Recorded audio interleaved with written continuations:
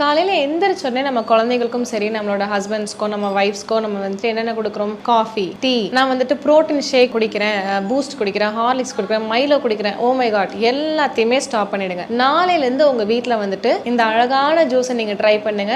என்னன்னு கேட்டிங்கன்னா, வெள்ளை பூசணி juice, white pumpkin, ash card. So கண்டிப்பாக இந்த ஒரு ஜூஸ் வந்துட்டு உங்களோட லைஃப்பில் ஒரு பெரிய பெரிய மாற்றத்தை கொண்டு வரும். வெள்ளை பூசணி ஜூஸ் எப்படி போடலாம்? நீங்கள் வெள்ளை பூசணியை தோல் மட்டும் நீக்கிட்டு உள்ள மிக்சியில் போட்டு நல்லா அரைச்சிட்டு ஒரு மெஷ் கிளாத் வச்சு நல்லா வடிகட்டி ஜூஸை மட்டும் எடுத்துட்டு கொஞ்சோண்டு உப்பு, பெப்பர், தேன் ஊற்றி நீங்கள் சாப்பிடலாம். வீசிங், சைனஸ், ஆஸ்துமா இருக்கிறவங்க வந்துட்டு எடுக்காதீங்க.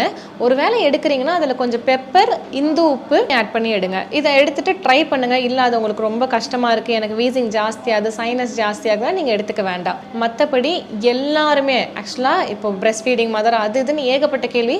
எல்லாருமே வெள்ளை பூசணி ஜூஸை ரெகுலராக எடுக்கலாம், வாழ்நாள் முழுக்க எடுக்கலாம். அவ்வளோ அருமையான மருத்துவ குணங்கள் அந்த ஜூஸ்.